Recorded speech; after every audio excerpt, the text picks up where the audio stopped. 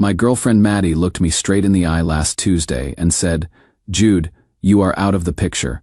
My friends think I can do better." I was literally assembling kitchen furniture at the time, screwdriver in hand, trying to make our home nicer. The words hit me like a physical blow. I am 32, work as a branch manager at a local bank here in Austin, and I own my townhouse outright. Well, mostly outright. Inherited part of it from my dad and spent years paying off the rest with my boring, stable banker salary. Nothing flashy, but it is mine. Maddie's been living here for 2 years, rent-free, while pursuing her freelance photography career, which honestly brings in maybe $300 some months. She kept talking, getting more animated as she explained how her friends Tara and Brooke had opened her eyes. Tara's dating a surgeon now, Brooke just got engaged to some startup founder, and apparently I am just not enough. Not ambitious enough for the life she deserves, she said. I wasn't arguing or fighting back, which seemed to confuse her at first. I understand, I told her, setting down the screwdriver. My voice was completely calm. That is when she got this smug little smile. You should probably start looking for somewhere else to live soon, but don't stress about it. I will need a few months to get my finances situated, so you have got time. She said this like she was doing me a favor, like she was being generous by giving me time to move out of my own house. I just nodded and said I would handle everything. Here is what Maddie doesn't know, and what I am still processing as I type this at 2 in the morning. I wasn't shocked by what she said. I have been watching her change for months. Watching how she lights up when she talks about her friends' boyfriends. Watching how she looks at our life like it is some kind of consolation prize. The thing is, when someone tells you exactly who they are and what they think of you, you should believe them. So, I am. But here is where it gets interesting. Maddie thinks she just upgraded her life by getting rid of the boring banker boyfriend. She thinks she is about to inherit a beautiful townhouse in one of Austin's most desirable neighborhoods. She spent the rest of the evening on the phone with Tara, already making plans to redecorate her place. I let her talk. I let her plan. And I started making some plans of my own. What she doesn't realize is that when she said I was out of the picture, she wasn't just talking about our relationship. She was talking about everything that comes with me, including the roof over her head. But I am getting ahead of myself. Let me tell you what happened next, because the last 72 hours have been absolutely wild. Update 1. Thank you all for the incredible response to my original post. Reading your comments helped me realize I wasn't crazy for feeling like this whole situation was backwards. A lot of you predicted exactly what would happen next, and honestly, you weren't wrong. Abby has fully embraced her new identity as a free, ambitious woman. She updated all her dating profiles with photos taken in my living room. Descriptions reading creative artist seeking a man with vision and drive. She has been hosting these wine nights with Tara and Brooke every Friday, and I can hear them from my home office talking about how I am just small-town banker with no ambition and how she is finally ready to level up. Last weekend, she brought someone home. Ryan, junior associate at some law firm downtown. I was in the kitchen making coffee when they walked in, and she introduced him like I was her roommate or something. "This is Jude. He is transitioning out," she said with this bright smile. Ryan looked uncomfortable as hell, but Maddie was practically glowing. I have been keeping my mouth shut and staying busy. Started quietly moving my personal stuff to a storage unit during lunch breaks. Important documents, family photos, my dad's tools, things that matter to me. Maddie probably thinks I am just being dramatic, giving her space to figure out her new life. What she doesn't know is that I spent last Monday afternoon with a real estate attorney named Patricia Chen. Really nice woman, very thorough. We went over all my options regarding the house situation. Patricia explained tenant rights, squatter laws, all of it. Turns out that since Maddie never paid rent, never signed a lease, never contributed to mortgage or utilities, she has zero legal claim to stay in my house. Zero. She has essentially been my guest for 2 years. But here is the thing that made Patricia raise her eyebrows. I am not kicking Maddie out. I am not selling the house either. Instead, I signed something yesterday that is going to change everything. I found a young couple through my bank connections. Michael works as an ER nurse at Del Seaton. Jenna teaches 4th grade at a school near downtown. Great credit, stable income, solid references. They have been looking for a place exactly like mine for months. We signed a 2-year lease agreement. They are moving in 8 weeks from today. The rental income will more than cover my mortgage payment and property taxes, Plus, give me a nice buffer for maintenance and savings. Patricia reviewed everything to make sure it is ironclad legal. Maddie has no idea.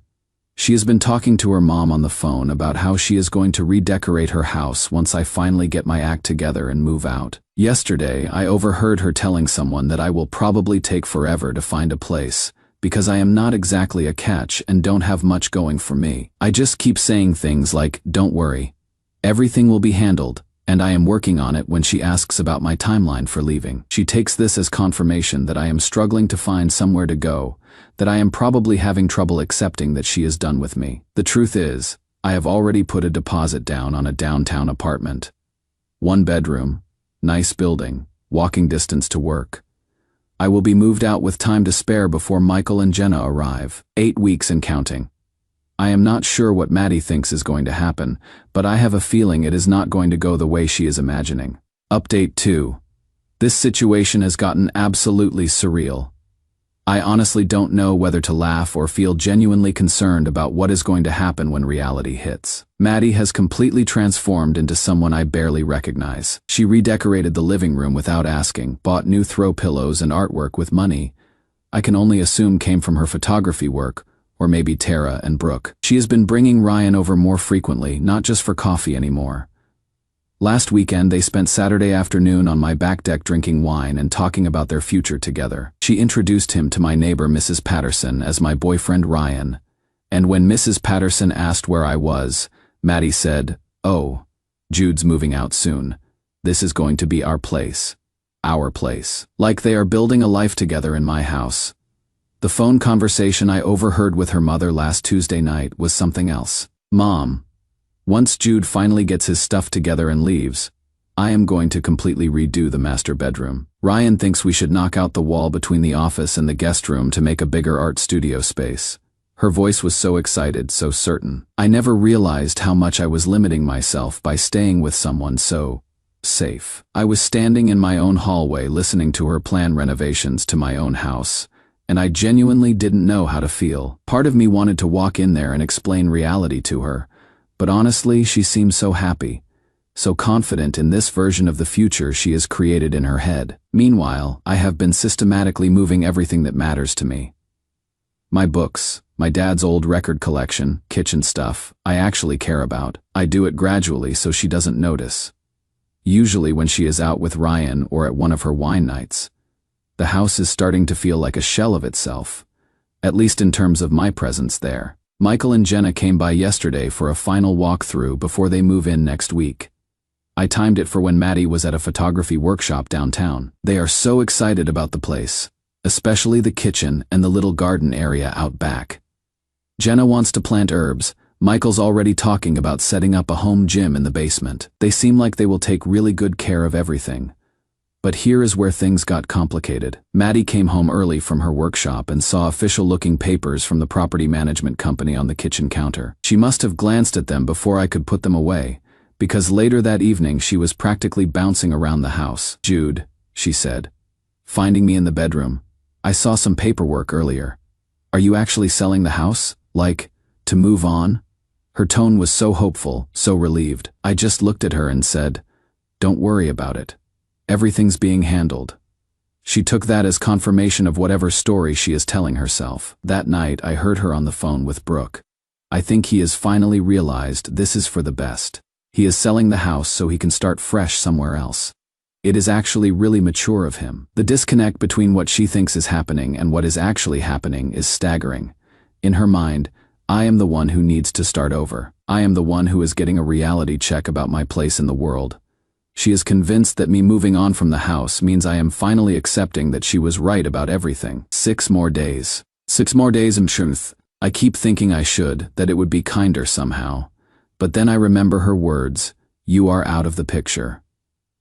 She made this choice. She decided I wasn't worth keeping around, that my life and everything I have built wasn't good enough for her, so I am giving her exactly what she asked for. I am stepping out of the picture completely. Final update.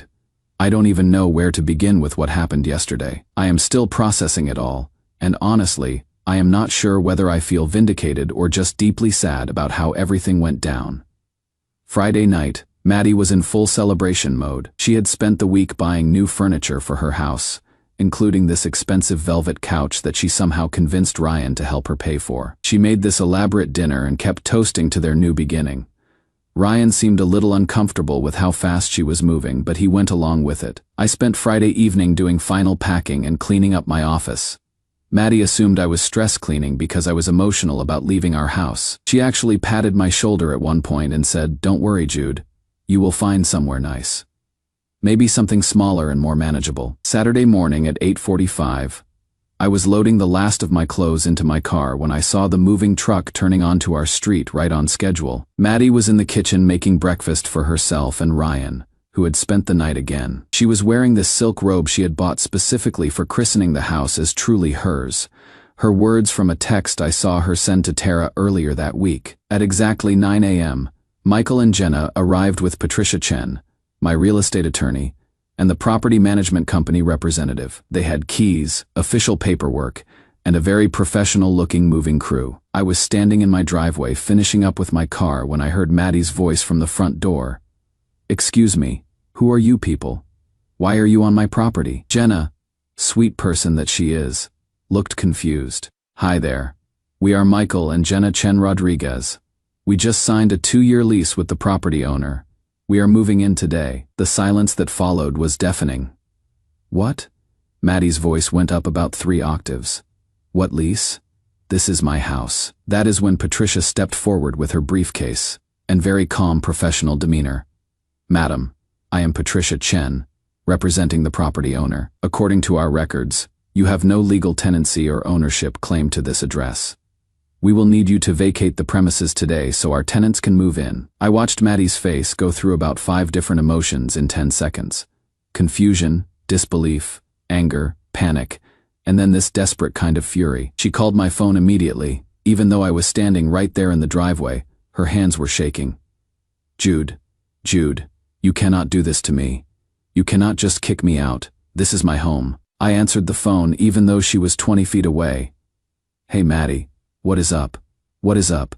What's up? There are people here saying they are moving into my house. You have to stop this." "Actually," I said, keeping my voice completely calm, "you told me I was out of the picture, so I stepped out. The house went with me." The realization hit her like a physical force. I watched her face change as she understood that every assumption she had made, every plan she had built, every conversation she had had about her future in her house was based on absolutely nothing. But I live here. I have lived here for 2 years as my guest," I said. "And now I have new guests." Ryan appeared in the doorway behind her, looking like he wanted to disappear into the floor. Poor guy clearly had no idea what he had gotten himself into. Maddie tried everything. She called Tara, who apparently couldn't take her in because she is in a delicate phase with the surgeon. She called Brooke, who is too busy with wedding planning to deal with drama. She even called her sister in Dallas. But that conversation was short and did not sound like it went well. By 2 p.m., Maddie had packed everything she owned into Ryan's sedan and her own small Honda.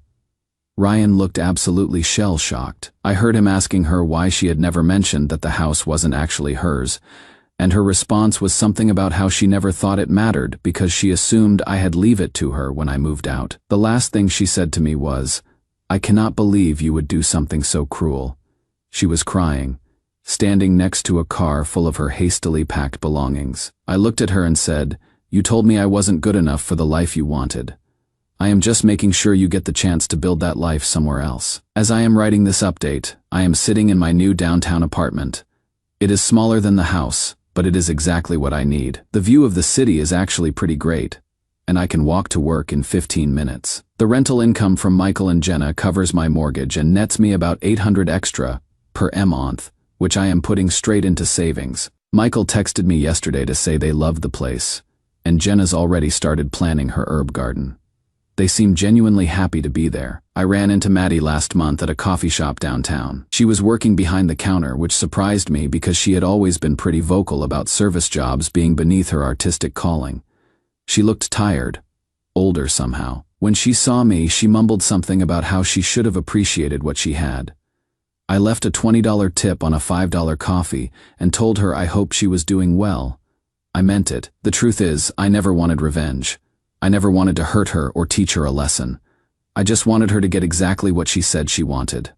A life without me in it. She said I wasn't good enough, that I was holding her back, that she could do better. So I made sure she got the chance to prove it. Sometimes the best response to someone who doesn't value what you bring to their life is simply to take it with you when you go. I am doing really well these days, better than I have been in a long time, actually. Turns out when you stop trying to be enough for someone who is determined to see you as not enough, you discover you were always more than enough for the right person. I just haven't met her yet, but I will.